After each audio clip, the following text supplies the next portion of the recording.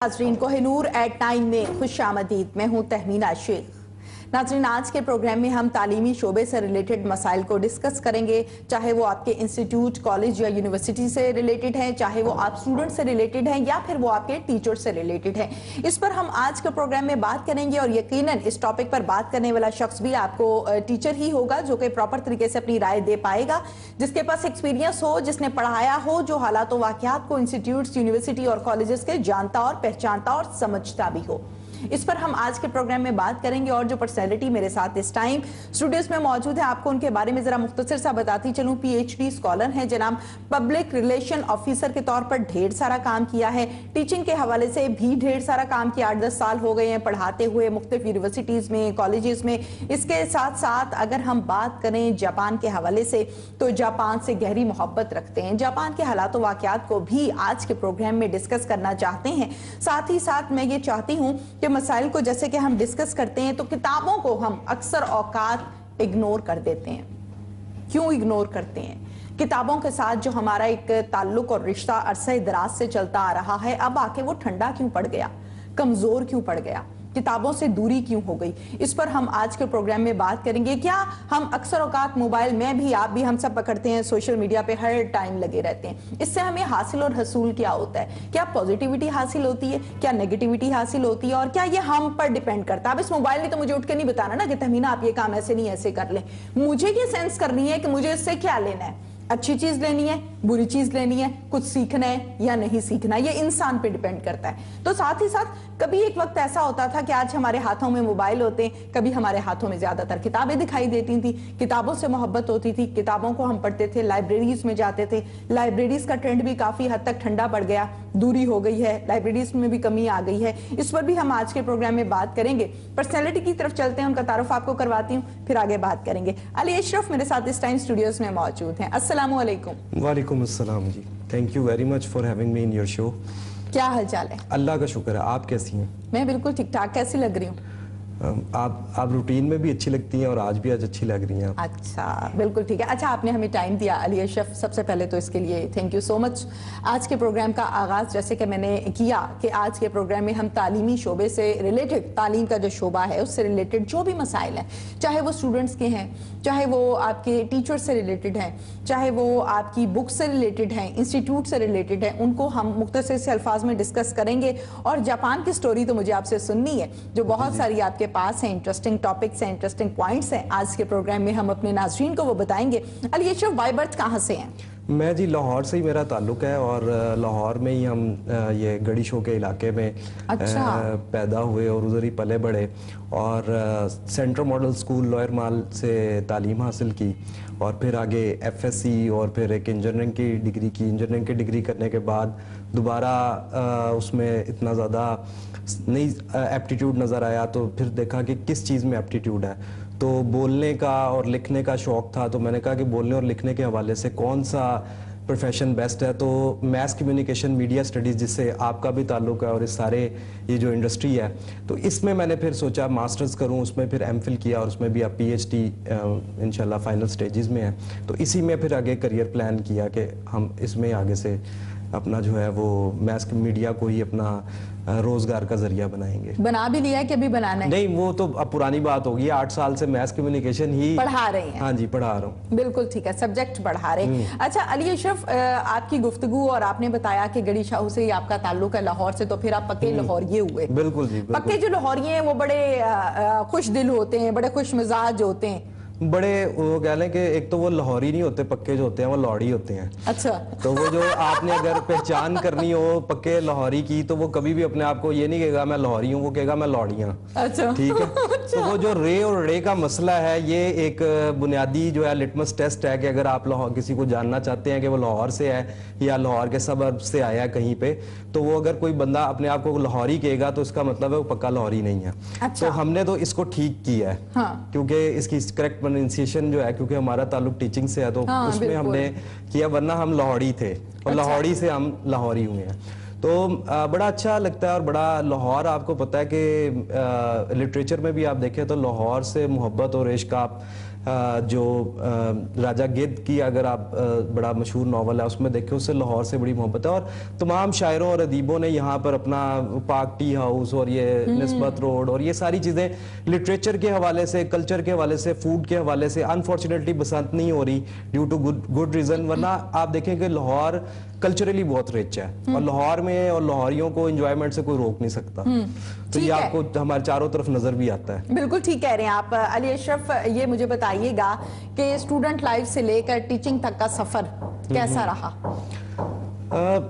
جس طرح کہ عام ایک اسٹوڈنٹ کا ہوتا ہے، لیکن میرا تھوڑا سا ڈیفرنٹ اس وجہ سے رہا کہ میں کیونکہ اچھا اسٹوڈنٹ تھا، نمبر شمبر میرے اچھے آتے تھے کلاس میں، پوزیشن سے، ہاں پوزیشن اچھی، اس میں میرا کوئی اتنا خاص کریڈٹ نہیں ہے۔ میرے جو فادر ہیں وہ جاب کرتے تھے، ابھی بھی ماشاءاللہ وہ جاب کرتے ہیں، تو وہ آ کر ہمیں جاب کے بعد 3-4 بجے ان کو چھٹی ہو جاتی تھی، تو ہم 3 بہن بھائی تھے، ہم تینوں کو وہ خود پڑھاتے تھے، اور جتنا انہوں نے ہمیں اچھا پڑھایا ہے، یہ جب میں کالج میں گیا، یونیورسٹی میں گیا، تو میں اپنے بیسک کانسیپٹس کے حوالے سے دیکھتا تھا، تو جن بچوں نے بہت اچھے اور مہنگے اسکولوں میں پڑھا ہوا ہے ان سے زیادہ میرے کانسیپٹ اچھے تھے، سالڈ تھے، اور اس وقت جب وہ پڑھا رہے تھے تو آئیڈیا نہیں ہوتا تھا کہ ابو جو ہیں اتنا اچھا ہم پہ انویسٹ کر رہے ہیں اور اتنے اچھے ہمارے سالڈ گراؤنڈز بنا رہے ہیں۔ ہم کو اتنا زیادہ، میں آؤٹ اسٹینڈنگ اپنے آپ کو اسٹوڈنٹ کاؤنٹ نہیں کرتا، لیکن میرے ابو کی اور میرے پیرنٹس کی اتنی زیادہ توجہ ہوتی تھی کہ میری جو ایک منیمم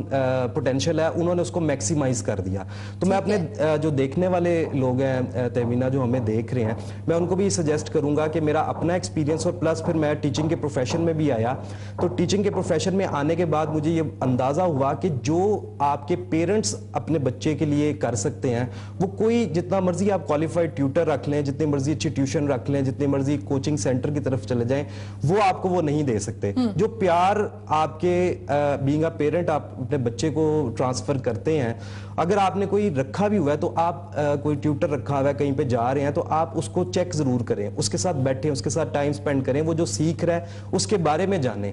تو یہ آپ کے بچوں کو اس وقت تو شاید اس کا اندازہ نہ ہو، جس طرح مجھے اس وقت اندازہ نہیں ہوتا تھا، کبھی کبھی میں کہتا تھا یار سارے بچے ٹیوشن جاتے ہیں، میرے ابو مجھے پڑھاتے ہیں، اور یہ وہ گھنٹے 2 گھنٹے چاہتا ہوگا جیسے باقی بچے جا رہے ہیں میں بھی جاؤں۔ اچھا، اس میں ہوتا یہ تھا تہمینہ کہ جو ٹیوشن کا ٹائم ہے نا، وہ ہوتا ہے گھنٹہ 1.5 گھنٹہ، میکسیمم 2 گھنٹے ہوتے ہیں، جتنا کام اس میں ہو گیا، پھر آپ کو چھٹی دے دیں گے کہ اگلا کام کر لیں۔ اب گھر اگر آپ کا ہے تو وہ آپ کی چھٹی نہیں ہے، تو میں اکثر اس بات پہ میری اپنے ابو سے بڑی لڑائی بھی ہوتی تھی کہ جب تک کام نہیں ہو رہا انہوں نے بیٹھے رہنا، اور خاص طور پہ ایگزامز میں جتنا وہ ہمیں وہ دیتے تھے اپنا میکسیمم۔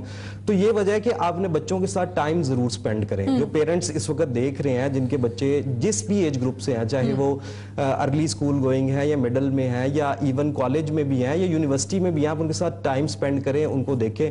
آپ نے جس طرح اپنے انٹرو میں بھی بات کی کہ آج کل موبائل کا ایسا دور ہے، تو پیرنٹس بھی اور بچے بھی، ہر چیز بندہ جو ہے وہ موبائل کے اندر لگا ہوا ہے، جس سے کوالٹی ٹائم جو ود یور چلڈرن ہے وہ بڑا سفر ہو رہا ہے، بڑا کمپرومائز ہو رہا ہے۔ آپ کی اٹینشن ساری موبائل پہ ہوتی ہے، آپ فزیکلی تو وہاں پر، آپ تو فزیکلی وہاں پر موجود ہوتے ہیں، لیکن آپ مینٹلی کہیں اور کنیکٹڈ ہوتے ہیں۔ اس کو ہم اپنی میس میڈیا میں پڑھاتے بھی ہیں، اس فینومنا کو ای ایلینیشن کہتے ہیں۔ تو ہم سارے جو اس وقت پاکستان میں لوگ موجود ہیں ای ایلینیشن کا شکار ہیں، کہ ہم الیکٹرانک ڈیوائسز کی بنا پر ایلینیٹڈ ہو گئے ہیں۔ آپ بیٹھی یہاں پر ہوئی ہیں، لیکن آپ کا اگر موبائل پہ آپ کنیکٹڈ ہیں کسی سے، تو آپ کے پاس جو بھی ارد گرد میں آپ کو نہیں پتا، آپ ایلینیٹ ہو گئی اس انوائرمنٹ سے، اور کہاں چلی گئی؟ اپنے سوشل ورلڈ میں۔ تو اس سے بہت زیادہ سفر ہو رہے ہیں۔ پیرنٹس کو خصوصاً چاہیے کہ وہ اپنے اتنے زیادہ، کیونکہ پیرنٹس ایک پیرنٹ ہونا نا بڑا ایک رسپانسبلٹی ہے، آنر ہے، ڈیوٹی ہے۔ تو اس میں ہوتا یہ ہے کہ ہم دن رات کمانے پر اتنا فوکس کرتے ہیں، اور ان کو اچھے اسکول، اچھی یونیورسٹی، اچھے کالج، اچھے کوچنگ سینٹر میں ڈالتے ہیں، اور ہم یہ سیٹسفائیڈ ہو جاتے ہیں کہ ہم نے اتنا کما کے ان پہ لگا دیا ہے۔ لیکن اصل جو میرا پرسنل ایکسپیرینس ہے کہ جب آپ کے پیرنٹس آپ کو ٹائم دیں گے تو آپ معمولی صلاحیت کے لوگ بھی ہوں گے، تو آپ کی جو صلاحیت ہے، پوٹینشیل ہے، وہ میکسیمم باہر آئے گا۔ ٹھیک ہے، بالکل ٹھیک ہے۔ اچھا مجھے یہ بتائیے علی اشرف، جیسے کہ بابا جو ہیں وہ آپ کو پڑھاتے تھے، آپ کے فادر آپ کو پڑھاتے تھے، کبھی ڈیورنگ یور اسٹڈیز یقیناً ایک عرصہ پڑھایا انہوں نے، اور ماشاءاللہ سے آج آپ اپنے پاؤں پر کھڑے ہیں، پی ایچ ڈی اسکالر ہیں جناب آپ، مارشال بھی پڑھی؟ مار تو انٹیگرل پارٹ ہے نا، मार के बगैर तो हो ही नहीं सकता। अब देखिए नहीं हो सकता है, ये ना कहें कि हो ही नहीं सकता। नहीं, ये ना ये भी थोड़ा सा ना कॉन्सेप्ट हम पहले एक एक्सट्रीम पर थे। आपने देखा होगा परवेज इलाही दौर में एक नारा इंट्रोड्यूस हुआ कि मार नहीं प्यार। तो उसमें क्या हुआ कि जब आप उसको स्टडी करें, पहले हम एक एक्सट्रीम पे थे जहाँ पे गवर्नमेंट स्कूल में आपकी ठीक ठाक आपकी लितरॉल होती थी, आपको मार पड़ती थी और बड़े बड़े उसमें तशद्दुद भी हो जाता था। मार और तशद्दुद में फर्क है। उसके बाद हम पहले एक एक्सट्रीम पे थे, फिर हम दूसरी एक्सट्रीम पर चले गए जिसपे उन्होंने स्कूलों के बाहर ये लिख के लगा दिया कि अगर आपके टीचर आपको मारते हैं, मार नहीं प्यार, उसके नीचे डिटेल लिख के लगा दी कि अगर आपको कोई टीचर मारता है तो आप इस नंबर पे कंप्लेन करें। और उसको जो है ना, ये दोनों एक्सट्रीम्स हैं, मतलब एक सख्ती की एक्सट्रीम है और एक नरमी की एक्सट्रीम है। देखिए, अगर आपने किसी को टेम करना है, अब बच्चे जो हैं वो अपना अच्छा या बुरा उस तरह से नहीं जानते जिस तरह के असातिज़ा और पेरेंट्स जानते हैं। तो अब आपने किसी को टेम करना है तो प्यार की भी एक जुबान एक हद तक आके जो है वो खत्म हो जाती है। जो एक चपेड़ का कमाल होता है, जो आपको एक थप्पड़ एक बच्चे के लिए कर सकता है, लेकिन आपका उसका इस्तेमाल बड़ा वो कहना चाहिए कि बड़े एक नफासत से करना चाहिए। जी मैं बिल्कुल, मैं मैरिड हूँ, बच्चे हैं। हाँ जी, मेरी बच्ची है, लेकिन मेरी बेटी छोटी है 1 साल की, उसको तो मैं मार नहीं सकता। लेकिन मैंने ये चीज ऑब्जर्व की है कि जिन बच्चों को ना मारे पड़ी हुई है ना, वो बड़े अच्छे एक हमारे टीचर भी हैं और एक स्कॉलर भी है, मौलाना जहांगीर साहब। तो उन्होंने ना वो एक दिन बैठे हुए थे, तो उनका एरिया ही एजुकेशन रिसर्च है, वो सारी इसमें ही काम कर रहे हैं। तो उन्होंने एक दफा बैठे हुए थे उनके पास, तो उन्होंने कहा कि अब्बा की जो चपेड़ थी ना वो शाफी थी बड़ी, शाफी थी बड़ी। मैंने कहा मैंने ये सुना हुआ है कि बड़े शाफी किस तरह हो गई। उन्होंने कहा कि पेट में दर्द हो रहा था, अब्बा एक चपेड़ मारते थे बिल्कुल ठीक हो जाता था। अच्छा। तो अब पेट में अगर आप देख लें कि बड़ा ही एक नॉर्मल सा बहाना है बच्चों का कि पेट में दर्द हो रहा है, सर में दर्द हो रहा है, आज नहीं जाना। तो आप अगर प्यार से उसको वो करते रहे तो वो तो आपने उसके साथ कर लिया। तो कभी कभी की एक चपेड़ जो है वो बड़ी जरूरी होती है। तो मार मेरे ख्याल से एक डराना और मारना, ये भी एक पेरेंटिंग का बड़ा इंटीग्रल पार्ट है। आपको नहीं लगता कि चपेड़ से बेहतर है कि आप उसको दबका मार लें, आप आंखें निकाल लें और बच्चा देखिए वो वहीं बैठ स्टेजेस है जाए ना, नहीं? देखिए स्टेजेस हैं। आप पहले उनको प्यार से समझाएं। प्यार से अक्सर बच्चों को अक्सर बातें समझ आ जाती हैं, फिर थोड़ा सा डांट डपट के, फिर थोड़ा सा दबका लगा के, फिर आखिरी स्टेज आती है आपकी मार की। तो ये बच्चे को आपने ये इस तरह से ग्रूम करना है। हाँ, ग्रूम इस तरह से करना है कि आपके दबके से ही वो काम कर लें। ये तो आपने थोड़ी म्यूचुअल स्पेस दे दी होती है ना। अब्बा से थप्पड़ पड़ता था तो जाके अम्मी को शिकायत लगाते थे? नहीं, अब अब्बा जो है वो और ये भी एक पेरेंटिंग में बड़ी अहम बात अब नहीं, पहले जो मेरा सवाल है ना उसका आंसर दीजिए। नहीं, अब वो जो है ना, अब्बा जो है वो घर में ना वो ऐसे थे कि उसको वीटो कोई नहीं कर सकता था। बस कह दिया जो कह दिया। हाँ, चपेड़ पड़ गई तो पड़ गई, मतलब अगर आप अम्मी को जाके बताएं तो हो सकता है एक और पड़ जाए आपको। और अम्मी ने भी आगे से यही कहना कि तुमने याद कर लेना था, सबक देख लेना था और कर लेना था। तो ये भी है कि एक बच्चा, हम जब पेरेंटिंग करते हुए एक बच्चे को अगर हम मारते हैं ना, तो दूसरा कहता है जो खासतौर पे नानियां दादियां इस तरह करती हैं। आपने अगर किसी बच्चे को डांट दिया है सही काम पे, तो नानियां दादी कहती है कि मेरा बेटा गले लगा लिया। अब वो क्या होता है कि बच्चे को एक सेफ हेवन मिलता है। तो अगर आप के पेरेंट ने जायज बात पर, सही बात पर आपको डांटा है, तो नानियों दादियों को तकरीबन कोई 15-20 मिनट के लिए अपना प्यार जो है ना उसको सस्पेंड कर देना चाहिए, सस्पेंड कर देना चाहिए उसे कि नहीं भाई मैंने नहीं, जो तुमने गलत काम किया डील विद इट।